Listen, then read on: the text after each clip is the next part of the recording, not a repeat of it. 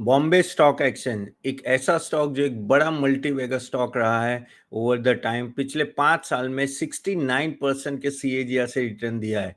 Bombay stock exchange यानी BSc limited. Overall आपको भी पता है कि ये स्टॉक मार्केट जैसे बढ़ा है वैसे ही वॉल्यूम भी बढ़े हैं, ट्रेड्स भी बढ़े हैं, एफएनओ के ट्रांजेक्शन भी बहुत बढ़े हैं। लेकिन वहाँ क्या ये ब्रेक लगने वाली है। ये जो बजट आया और बजट में बात हुई कि भाई एलटीसीजी 10 से 12.5%, शॉर्ट टर्म कैपिटल में 15 to 20% and STT security transaction tax भी 0.01 से 0.02 कर दिया गया। तो क्या अभी वॉल्यूम में गिरावट आएगी? काफी निवेशकों का ये क्वेश्चन है और ये बीएसई एक ऐसा स्टॉक है जो सबने लिया है। ये क्वेश्चन पूछा है राहुल बोस ने, सीतारामन, देन सत्यनारायण एंड शिल्पी शाह ने पूछा है कि क्या करना चाहिए बीएसई। तो चलिए बात करते हैं ये स्टॉक के बारे में डिटेल में। बॉम्बे स्टॉक एक्सचेंज बेसिकली अगर हम लोग पिछले 6 महीने या 1 साल से बात करें ना, सबसे 1 साल में तो सबसे बड़ा जो जंप आया है उनके ट्रांजेक्शन में वो है फ्यूचर एंड ऑप्शन की वजह से। और उसमें भी मेनली उन्होंने काफी ऑप्शंस में डेरिवेटिव्स नए लाए, प्रोडक्ट्स लाए। पहले एनएससी का दबदबा था ये सेगमेंट में, बीएससी इतना था नहीं, लेकिन बीएससी ने पिछले 1 डेढ़ साल में ना ये सेगमेंट बहुत आगे बढ़े। और सबसे बड़ी बात, जो वीकली एक्सपायरी होती है, जो पहले पहले अगर आपको पता हो, अगर आप एफएनओ में काम कर रहे हो तो मंथली एक्सपायरी रहती थी, वीकली कभी एक्सपायरी नहीं रहती। मंथली एक्सपायरी एफएनओ की लेती थी, फ्यूचर एंड ऑप्शंस की। लेकिन बाद में वीकली एक्सपायरी इंट्रोड्यूस की गई बीएससी और एनएससी के एंड से, ऑफ कोर्स सेबी की मंजूरी के बाद ही।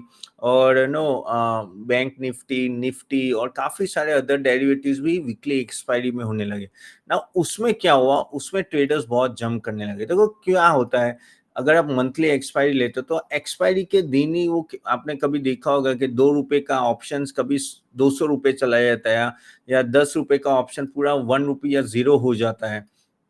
तो उस तरह का मूवमेंट आता है, 10 गुना 20 गुना ऐसा सब मूवमेंट आ जाता है एक्सपायरी के दिन। अब वो मंथली आता था, लेकिन अभी बात हो गई वीकली। तो यानी ये ज्यादा प्रोत्साहन देने लगा बीएससी एनएससी में ट्रेडर्स को कि हाँ भाई चलो हम लोग भी इसमें पार्टिसिपेट करते हैं। और एक्चुअली नो उसके वजह से ट्रेडिंग वॉल्यूम बहुत बढ़ने लगा। और उसमें तो बीएससी में तो जबरदस्त हुआ, क्योंकि उनके पास था ही नहीं, उन्होंने इंटरेस्ट किया। तो आप कह सकते हैं जबरदस्त ना 1000 टाइम्स ग्रोथ होने लगा वॉल्यूम में। और बीएससी ने भी दब दबा के पैसे कमाए उसके थ्रू। लेकिन उसके वजह से ही तो ये एक्शन आया जो बजट में अभी आप रिसेंटली देख रहे हो। अब क्योंकि मार्केट में एक्शन क्यों आया, जैसे सेबी के चेयरमैन पिछले 2 महीने से गला फाड़ फाड़ के बोल रहे कि भाई ये तो चलेगा नहीं इतना एफएनओ ट्रांजेक्शन। ऑप्शंस में we were having 78% of total value of volume of happening across the world. यानी यूएस से भी कहीं ज्यादा पूरे वर्ल्ड में जितना वॉल्यूम होता है ऑप्शंस में, उसका 78% इंडिया में होने लगा। तो वो तो अलार्मिंग साइन है, करेक्ट। फिर वापिस फ्यूचर्स में भी ऐसा हो रहा था। तो पहले तो चेयरमैन आए, बोले सेबी के चेयरमैन के भाई ये नहीं चलेगा। फिर तो आरबीआई गवर्नर भी आ गए। उनका तो उनको क्या दिक्कत आ गई कि भाई कासा नीचे जा रहा है, बैंक कासा यानी करंट अकाउंट, सेविंग अकाउंट, वो सभी बैंक का नीचे जाने लगा है। नेट इंटरेस्ट मार्जिन नीचे जाने लगे, क्योंकि कासा एक ऐसे ना, वो कहते हैं ना जैसे कंपनी का एक रॉ मटेरियल होता है, वैसे बैंक का रॉ मटेरियल होता है ये current account, saving account. India में हाईएस्ट कहते हैं ना सेविंग अकाउंट, करंट अकाउंट यहाँ था। और मैक्सिमम सेविंग्स इंडिया में होती थी अक्रॉस द वर्ल्ड। अभी वहां से लोग पैसे निकाल निकाल के स्टॉक मार्केट में डालने लगे। कुछ काफी तो ट्रेडिंग करने लगे, काफी लॉन्ग टर्म इन्वेस्टिंग और म्यूचुअल फंड एसआईपी चलने लगे। वहां कम होना लगा तो भाई शशिकांत दास आ गए, बोलने लगे भाई बैंक को कुछ करना। भाई उन्होंने डायरेक्टली टारगेट नहीं किया स्टॉक मार्केट में, लेकिन कहा कि भाई ये नहीं चलेगा, आपको कुछ करना पड़ेगा जिससे आपका कासा रेशियो मेंटेन है। तो वहां एक दिक्कत आ गई। और ये सब है ना, फिर इकोनॉमिक सर्वे में भी बात की गई कि भाई कुछ प्रॉब्लम हो रहा है एफएनओ में, ये वो बहुत ज्यादा हो रहा है, स्टॉक मार्केट में पैसे ज्यादा जा रहा है। तो ये सब एक ग्राउंड वर्क था, जिस उसके बाद सीतारमण ने बोल दिया कि भाई हम तो टैक्स बढ़ा रहे हैं। तो अब ये जो पूरा जो माहौल क्रिएट किया है यही कि ये स्पेक्यूलेशन ट्रांजेक्शन कम हो। अब बीएसई आपको भी पता है डायरेक्टली रिलेटेड टू दैट है। आखिर ये स्पेक्यूलेटरी ट्रांजेक्शन होते क्या है पीएससी और एनएससी में। अब एनएससी तो लिस्टेड नहीं है, बीएससी लिस्टेड है, तो वहां उनका वॉल्यूम बढ़ गया। तो अभी दिक्कत जो इन्वेस्टर को यही क्वेश्चन सबका ये है कि भाई ये रूल्स आने के बाद बीएससी में क्या हो सकता है, क्या ये वॉल्यूम घटेगा? तो वॉल्यूम घटे तो इनकी अर्निंग में क्या फ़र्क आएगा? देखो अर्निंग में तो फ़र्क आएगा ही आएगा। हम लोग थोड़ा डिटेल में ज़रा बात करते हैं कि किस तरह के ट्रेडिंग वॉल्यूम बढ़े हैं। उनका रिज़ल्ट 7 अगस्त के है तो मेरे पास पूरा डेटा नहीं है। लेकिन जो अभी तक का डेटा है उस पे हम लोग एनालिसिस करते हैं कि भई क्या लग रहा है यहाँ से क्या हो सकता है। बीएसई बजट के दिन गिरा लेकिन पूरा रिकवर हो गया। आज जब मैं ये वीडियो शूट कर रहा हूँ तभी भी मार्केट स्टॉक बीएसई ऊपर ही है, अपने जो नीचे बॉटम था उससे 10-12% 2 दिन में ऊपर आ गया है। Things are settling down. अभी नोशन ये है, देखो जितना मैं समझ रहा हूँ कि ट्रेडिंग वॉल्यूम्स गिरेंगे लेकिन इतने भी नहीं गिरेंगे। जिसको सट्टा करना है तो वो सट्टा करके रहेगा। क्या क्योंकि जैसे ऑलरेडी सेबी ने बोल दिया कि भई 10 में से सिर्फ़ 1 बंदा कमाता है डेरिवेटिव्स में, ओके। लेकिन ठीक है, सब लोग ये 1% का 10% का भी चांस है। इवन कल आपको पता हो तो सेबी ने ये दूसरा एक नोटिफ़िकेशन भी डाला, यानी अपना सर्वे डाला कि 10 में से 7 लोग इंट्राडे में घुमाते हैं।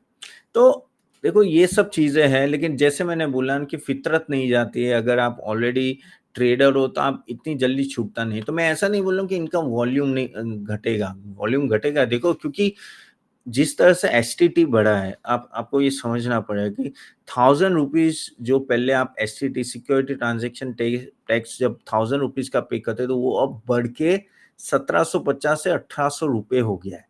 यानी सोचो कितना बड़ा 80% जंप आपके खर्चे में हुआ है, ऊपर से शॉर्ट टर्म कैपिटल गेन आपका 15 से 20% हो गया। ठीक है? अगर आप एफएनओ कर रहे हो तो वो बिज़नेस इनकम ही हो गया। ओके, तो वो तो 30% के हायर स्लैब में चला जाता है।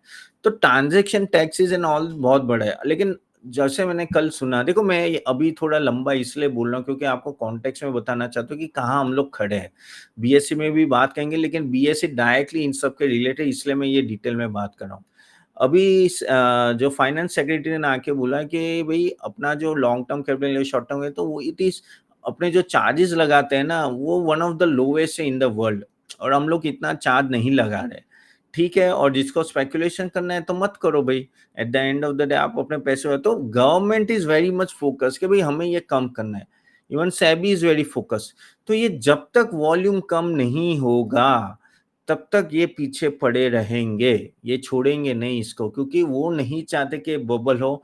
और ऊपर से कल जो नो आया कि भई इसमें से 70% तो भई बिलो 30 एज के लोग यहाँ इंटरफियर कर रहे हैं और कमा नहीं रहे, ये सब। तो ये एक वर्निंग साइन है जो सेबी और आरबीआई और गवर्नमेंट को लग रही है।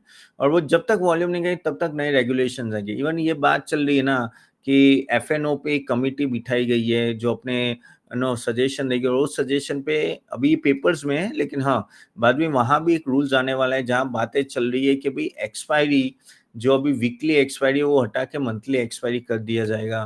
फिर या तो ये जो कॉन्ट्रैक्ट होते हैं 2-3 लाख 5 लाख के कॉन्ट्रैक्ट होते हैं निफ्टी के, या वो सब होते हैं तो वो 15-20 लाख कर किया जाए या 30 लाख किया जाए, जिससे लोगों का बेसिकली यहाँ आना थोड़ा कम हो। और ये ज़रूरी थोड़ा इसलिए भी है, देखो एक होता है क्विक मनी। आप जैसे अभी कोई यंग बंदा है, ओके 25-26 का है, अब वो एफएनओ में लग गया और वो देख के अरे भाई मैं तो आराम से 5-10 हज़ार रुपए कमा रहा हूँ। अब अगर वो कमा लेता है तो इनिशियली, तो उसको तो लत लग जाएगी यार। तो यार ऐसे बटन दबा-दबा के कमा लेते ना, क्या जाने की ज़रूरत है मुझे, काम करने की क्यों ज़रूरत है? तो ये सब चीज़ें होती हैं, वो वरिंग साइन होती है, इसलिए रेगुलेटरीज़ ना थोड़ा दबा के यहाँ पीछे पड़ते हैं। तो ये चीज़ आपको ध्यान में रखना, और ये चीज़ इसलिए ध्यान में कि कल उठ के ट्रेडिंग वैल्यू में कम होता है तो बीएसई को डायरेक्ट इम्पैक्ट होता है। थोड़ा सॉरी मैंने थोड़ा डिटेल में ये डिस्कस किया है क्योंकि मैं ये बताना चाहता। अब चलो हम लोग थोड़ा डेटा देख लेते हैं बीएसई का कहाँ डेटा खड़ा है। और गाइस आल्सो गाइस, आपको कोई स्टॉक कोई एनालिसिस करना है तो प्लीज़ आप ज़रूर हमें कमेंट बॉक्स में नीचे बता सकते हैं। ठीक है? मैं ज़रूर लूँगा। और अभी इनिशियली तो ये देख लेते हैं बीएसई का कैसे क्या कंडीशन है। चलिए, तो बीएसई जैसे मैंने बोला कि इनका रिज़ल्ट 7th को आने वाला है, तो अभी तो हम लोग पुराना डेटा लेके चल रहे हैं। लेकिन आप देखो कि ऑलमोस्ट आप देखो ट्रांज़ैक्शन चार्जेस, ये टोटल रेवेन्यू है इनका मिलियंस में, ओके, और उसमें से भी मैक्सिमम अगर हम लोग जो रेवेन्यू में आता कहाँ से, वो है आपके ट्रांजैक्शन चार्जेस से, जो आप चार्जेस चार्ज कर रहे हो ब्रोकर से, और वो सब जो आप ट्रेड कर रहे हो उसके, कॉर्पोरेट से सेकंड मोस्ट आता है, और फिर बाकी ट्रेजरी। अब ये ट्रेजरी इनकम भी बहुत कम हो रही है, हो जाएगी, क्योंकि ट्रेजरी इनकम, अच्छा ये ट्रेजरी इनकम उनकी खुद की ट्रेजरी इनकम है, सॉरी माय मिस्टेक, मैं वो करेंसी मार्केट की बात है, तो ये उनकी ट्रेजरी, तो बाकी सब तो ठीक है। यहाँ मेन मेन हमें यही देखना है कि ये क्या नीचे जा रहा है, क्योंकि ये ही सबसे उनकी बड़ी इनकम है। Okay, which was around 252 million when, sorry 252 crore when we talk about 2024। फिर जब हम आगे जाते हैं तो ओवरऑल अगर आप बात करोगे कि भाई इक्विटी मार्केट में परफॉर्मेंस कैसा है, कैश परफॉर्मेंस यानी ये डिलीवरी, इसमें कुछ ज्यादा चेंज नहीं आएगा। यहाँ एलटीसीजी बड़ा है, लेकिन ठीक है, इतना ज्यादा चेंज नहीं आएगा इसमें। सो इसमें अगर हम लोग बात करते हैं ओवरऑल, तो ये देखिए कि वॉल्यूम किस तरह से बढ़ा है ना, ऑलमोस्ट 60% से बढ़ा है year on year basis. So which is a good sign, which is a good sign at the end of the day आपका 60% से वॉल्यूम बढ़ा है, so that is a good sign. Similarly अगर हम लोग ट्रांजेक्शन चार्जेस की बात करें तो वो 70% से बढ़ा है, so that is also going from no 22 से 23.4, और उसमें से ये नॉर्मल रेट है, स्पेशल रेट यानी आप ज्यादा अगर ट्रेड करते हो तो आपको एक स्पेशल रेट दिया जाता है। तो एनीवेज हम लोग उसमें डिटेल में नहीं जाता है, लेकिन हाँ, ओवरऑल 70% ये जो जंप था वो काफी अच्छा रहा ईयर ऑन ईयर पिछले साल। ठीक है, अब ये साल में हमें यहाँ से देखना पड़ेगा कि भाई ये डेली एवरेज टर्नओवर बढ़ रहा है या कम हो रहा है after this LTCG and short term capital gain. अब ये डेरिवेटिव्स परफॉर्मेंस देखो, डेरिवेटिव्स परफॉर्मेंस हम लोग ये मंथली गिर रहे हैं, तो मंथली में डेरिवेटिव्स परफॉर्मेंस के कितना, पहले कितना था जून 23 में, सॉरी जस्ट अ मिनट। सो आप देखिए जून 23 में कितना था, कुछ था ही नहीं, स्टार्ट हुआ था। तो एक साल में आप देखो कहाँ से कहाँ पहुंच गया, और ये इन ट्रिलियन है। ओके, ये ट्रिलियन है। इवन यहीं से स्टार्ट हुआ था, मई से स्टार्ट हुआ था, और आप देखो 107 मिलियन का एवरेज टर्नओवर हो गया कॉन्ट्रैक्ट। और यही रीजन है, ये जो डेरिवेटिव टर्नओवर, जिसके वजह से ही आप बजट में इतने बड़े बड़े रेगुलेशंस देख रहे हो एसटीसीजी के और एलटीसीजी के। हालांकि एलटीसीजी तो एक्सेप्टेड नहीं था, लेकिन वो आ गया। लेकिन हाँ, this is one of the main reason. तो आप देखो ये जो टर्नओवर बढ़ा है, अभी ये यहाँ से अगर डीप होता है, वो अपने लिए बड़ी साइन होगी, क्योंकि वहां से इनकम उनकी अच्छी हो रही थी। सिमिलरली अगर हम लोग overall average daily premium, same equity derivatives की बात करें तो सेम प्रीमियम भी काफी बड़ा ओवरऑल। मेंबर्स देखो 152 था, वो ऑलमोस्ट 391, सो ऑलमोस्ट डबल से ज्यादा लोग यहाँ ट्रेड करने लगे। Total revenue, now this is so important, अब डेरिवेटिव में से आपका कितना था, 389, यानी 39 करोड़ उनका बेसिकली इनकम वहीं से आ रहा था मंथली बेसिस पे। Listen me carefully, it is on a monthly basis. I am not saying that this is going to be zero, but how much deep will be that, that is need to be seen. Okay, और active client जो पहले derivatives में थे ही नहीं, आप देखो अभी 4 से अभी 3128 हो गए। करेक्ट, सो अच्छी खासी इनकम इनकी डेरिवेटिव से आ रही है। करेंसी डेरिवेटिव, अब ये चीज है, ये तो गई, ये चली गई, क्योंकि गवर्नमेंट का रूल आ गया from the April onwards. No, अगर हम लोग देखें तो उन्होंने बोला कि भाई अभी से आपको, अगर अनलेस अनलेस आपके पास एक्सपोजर हो तो ही आप करेंसी मार्केट में हेज कर सकते हो, अदरवाइज नहीं। तो यानी सॉरी, जो स्पेक्यूलेशन था डेरिवेटिव्स में वो निकल गया। तो इसलिए आप देखिए कि डेरिवेटिव फ्यूचर में सडनली एक डीप आया, और यहाँ तो देखिए ऑलमोस्ट ऑप्शंस तो नीली हो गया है। ओके, तो ये ट्रांजैक्शन फी यहाँ एक ग्रोथ था अच्छा खासा करेंसी डेरिवेटिव में, लेकिन इस साल यहाँ कुछ मिलने नहीं वाला है। तो यहाँ तो almost it literally died. Okay, so this is what you have to understand. Again BSC star mutual fund platform, अगर आप म्यूचुअल फंड एजेंट हो तो आपको पता होगा, this is one of the biggest mutual fund platform for BSc. उसमें से भी इनकम अच्छी खासी होती है। तो उनके ऑर्डर भी आप देखो, जैसे देखो क्या होता है कि इंडिविजुअल, जैसे ऑनेस्टली जब मैं भी म्यूचुअल फंड का हम लोग करते थे तो BSC star mutual fund through ही करते थे।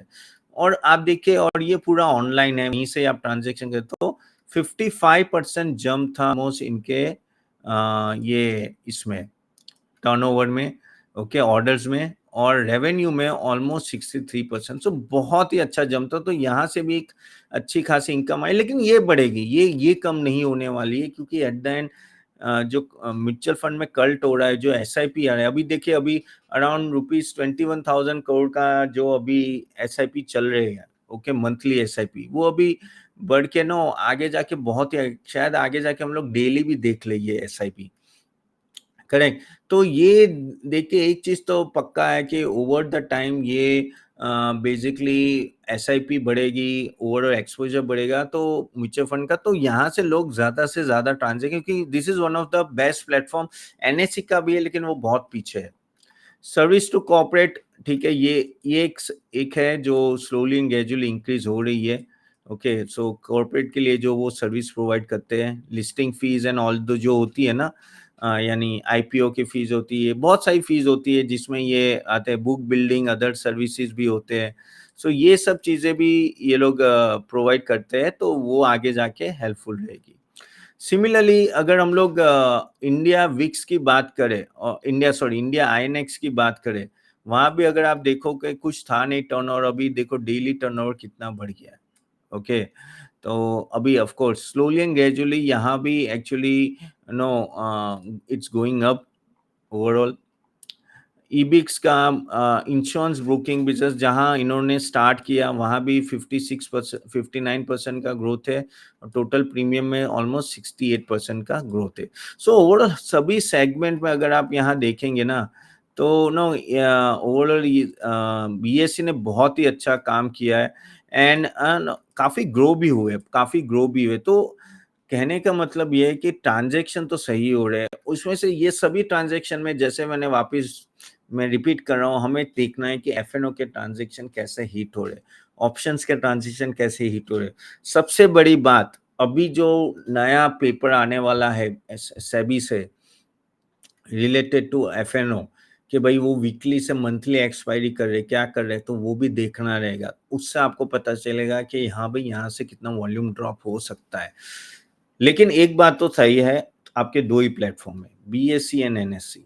तो आगे अभी हम लोग 5 ट्रिलियन का मार्केट है, जो ओवरऑल स्टॉक मार्केट की मैं बात करूं, इंडियन स्टॉक मार्केट की, वो आगे जाके बीएससी की बात करूं, $5 ट्रिलियन का, वो आगे जाके 15-20 भी होगा।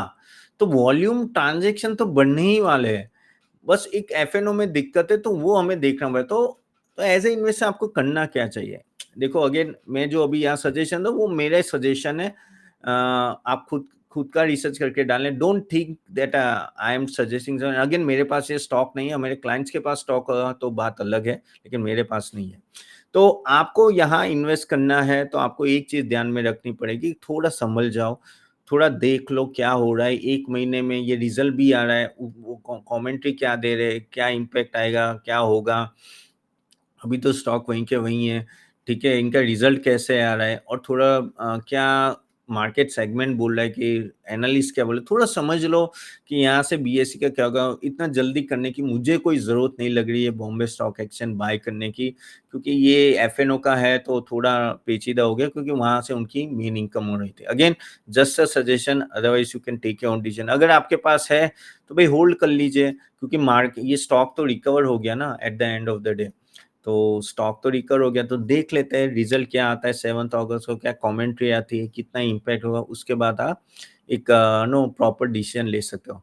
तो चलिए, ये था बॉम्बे स्टॉक एक्सचेंज। काफी लोगों की फरमाइश, तो होप आपको ये रिव्यू अच्छा लगा होगा। अगर लगा है तो please like this video, and also comment box में डालिए आपके पास बीएससी है क्या, और आप कोई और स्टॉक या कुछ रिव्यू करवाना चाहो। हर रोज मैं कोई ना कोई स्टॉक आके आपसे रिव्यू करता हूँ, तो जिससे आपको पता चले कि स्टॉक को कैसे रिव्यू करना और कैसे आगे जाना है, ओके। तो do subscribe to our channel also. और चलिए, आज हम लोग अभी कल के जो क्वेश्चन पूछे गए, उसके आंसर ले लेते हैं। So taking about all other questions guys, तो प्रियंजन दास का क्वेश्चन है, Doshi ji, I request you to post a video on Wipro, many many thanks for doing that. It was a in depth analysis, very good and very helpful. तो actually इन्होंने फरमाइश की थी विप्रो का, तो विप्रो का कल मैंने वीडियो दिया था, आप देख लीजिए अगर आपने देखा नहीं है तो। बहुत ही एक्सटेंसिव हमने रिसर्च किया है उस पे, नया compare with large this no Infosys, TCS, HCL, तो उससे आपको पता चलेगा कि ना कि कहाँ विप्रो स्टैंडिंग है compare to all other large cap. Then S K Khanna का क्वेश्चन, कन्नन का क्वेश्चन है, नहीं सॉरी, ए के किनाना के क्वेश्चन है, what do you think about Nifty small and mid cap, do you think it is over valued और might fall? देखो mid cap and small cap overall अगर मैं देखूं तो ये ज्यादा इम्पैक्ट नहीं है ये बजट का, लेकिन वही है कि अगर ये इंटरेस्ट रेट कट होता है जुलाई एंड में और आगे जाके जैसे बात चल रही है कि यूएस में 2 इंटरेस्ट रेट कट आएंगे, मे बी जुलाई एंड और सितंबर में दूसरा है, तो small cap mid cap will do well. Okay, will do well. हाँ, मार्केट थोड़ा हीटेड हो गया है, मार्केट बहुत चल गया है, पर ठीक है यार, आई थिंक इकोनॉमी कोई प्रॉब्लम नहीं है, over the time things will be done better. अब ये जो गवर्नमेंट के स्टेप्स है, ठीक है, उनको थोड़ा प्रिकॉशन, वो गवर्निंग बॉडी है, रेगुलेटर है, तो उनको तो देखना पड़ेगा ना कि लोग पैसे ना घुमाए, तो उनकी बात अलग है। अदरवाइज मुझे ऐसा नहीं लग रहा है कि भाई कुछ बड़ा चेंज आने वाला है। आई think this equity cult will go on and small cap mid cap will do go on. तो अगर ये फॉल आता है अभी कुछ समय में, तो प्लीज यूज दिस फॉल, क्योंकि कल नास्डेक भी बहुत गिरा, डाउजन्स भी बहुत गिरा है, टेस्ला तो 12% गिरा है, तो शायद इंडियन मार्केट भी थोड़ा और गिरे, पर लेकिन I think this will be an buying opportunity, one should buy. तो मेरे हिसाब से तो no, you should go and buy without any problem. Then दूसरा एक क्वेश्चन है सर जयेश के, sir please throw some light on SKM eggs, is it good for long term? Jay ji, मुझे सॉरी ये स्टॉक के बारे में ज़्यादा पता नहीं है, तो मैं यहाँ टिप्पणी नहीं दे पाऊंगा ज़्यादा। Okay, then 1 minute sir, another question is from Kasa Srinivasan 6193, private bank ETF, your opinion please. Private banks अभी तक मैं बोलूँ तो काफ़ी अच्छा कर रहे थे, लेकिन क्या हुआ है अभी आप देखो कि बैंक निफ्टी श्रीनिवास इतना बढ़ नहीं रहा, रीज़न जो आरबीआई गवर्नर ने बोला है कि कासा रेशियो नीचे जा रहा है और लोग वहां से निकल के मार्केट में आ रहे हैं। देखो, अब गलती भी नहीं है ना रिटेल इन्वेस्टर, उनको तो जहां रिटर्न मिलेगा वहां जाएंगे ना। अब तुम दोगे 3-4% सेविंग अकाउंट में, और मुझे मार्केट में अगर 15 से 20% मिल रहे हैं, तो क्यों नहीं जाएगा? एफडी में आप 6-7% दोगे। तो अभी इन्फ्लेशन के अगर हाई मेट्रो सिटी में है तो भाई ठीक है, इन्फ्लेशन आपको बता रहा है कि हम लोग 5% चाहिए, लेकिन जब आप जाते हो हाई मेट्रो सिटी में और रेंट हर महीने हर साल रेंट ही चेंज 8 से 10% से होता है, करेक्ट? तो inflation honestly speaking is lower for the rural area, but जब आप अर्बन एरिया में जाते हो, बड़ी बड़ी सिटीज में जाते हो, तो आपका इन्फ्लेशन बढ़ सकता है, बढ़ जाएगा, करेक्ट? तो अगर आपको उसको टैकल करना है तो आप तो भाई अच्छे इंस्ट्रूमेंट में ही जाओगे ना, तो why people will invest in FD and all that. और ये जो फ्लो है, जो बैंकिंग सिस्टम से जो स्टॉक मार्केट में जाए, वो चलता रहेगा। We were the one of the highest saving country in the world, okay, हम लोग की सेविंग सबसे ज्यादा, अभी ये होगा। तो उसके वजह से थोड़ा प्रॉब्लम आ गया, नो डाउट, ऐसा नहीं है कि पूरा खत्म हो गई स्टोरी बैंक्स की है, लेकिन हाँ थोड़ा इम्पैक्ट आएगा, उसके वजह से अभी थोड़ा नरमी दिख रही है, इतनी बैंक्स बढ़ नहीं रही है। ओके, देन एसके थिरुंगनागिरी बोल रहे कि तपन जी, look at middle class started investing in the stock और म्यूचुअल फंड, काफी बड़ा question, if more money comes to mutual then stock goes up, share price okay, if no money in banks the economy will stall, I like LC. Okay, तो वो बोल रहे हैं कि basically के मार्केट में तो पैसे जाने वाले हैं, वही क्वेश्चन था कि भाई क्या निर्मला सीतारमण का ये जो स्टेप था, इज इट गुड और बैड? लेकिन देखो, बहती गंगा में किसको हाथ नहीं धोने, तो भाई सीतारमण ने भी ले लिया, भाई चलो हमें भी थोड़ा बेनिफिट दे दो, वी आर ये स्लीपिंग पार्टनर, आप कुछ करो ना करो, हमें तो प्रॉफिट देना है आपको। ओके, लॉस में हम लोग भागीदार नहीं है, लॉस आपका है, प्रॉफिट में हम लोग आपके साथ शेयरिंग करने आ जाएंगे। तो ये चीज है, ये चलती रहेगी। देखो, हम आप कितना भी बोल लो, कितना भी उछल कूद कर लो, किसी को अच्छा नहीं लगता है कि लॉन्ग टर्म कैपिटल गेन बढ़ा दिया, okay, but at the end of the this is the rule of the law, correct? तो वी हैव टू पे, but I think yes, bank से वही बोले कि वो भी बोले कि बैंक्स में तो ऑफ कोर्स थोड़ा पैसे कम हो जाएंगे, लेकिन सर्वाइव सब करती है बैंक्स, ऐसा कुछ नहीं है यार। हम लोग बात करें तो यूरोप, यूएसए में तो ये कंडीशन पहले ही आ चुकी है, ठीक है, क्योंकि वहां तो क्या है, एफडी रेट्स कितना है, 1% 2% रिटर्न था पहले, करेक्ट, 1-2%, तो कोई बैंक्स में नहीं रखा है सब। तो ये है, ये होता रहेगा, लेकिन बैंक्स भी करेगी, लेकिन हाँ हमें थोड़ा देख के करना होगा कि किस तरह से आउटफ्लो, किस तरह से नेट इंटरेस्ट मार्जिन इनका रहेगा। ओके, सुधीर बासु बोल रहे कि एलटीसीजी पीरियड 1 ईयर है या 2 ईयर। अच्छा, एलटीसीजी में actually the period is for non instrument it is 2 years and for equity it is 1 year only.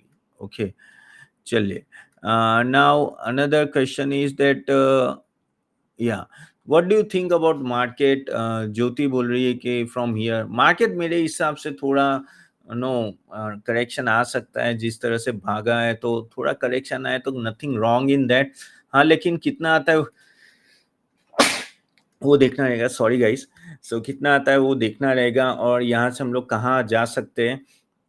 लेकिन मेरे हिसाब से at every dip as a retail investor आप बिंदास बाई कर सकते हो, इंडियन इकोनॉमी कोई प्रॉब्लम नहीं है, और मार्केट भी ये जो 2.5% इंक्रीमेंटल लॉन्ग टर्म है वो पचा लेगा यार। अपने अपने रिटेल इन्वेस्ट हम लोग सब पचा लेते हैं, हम लोग सब लेट गो कर लेते हैं, तो ऐसी बात है।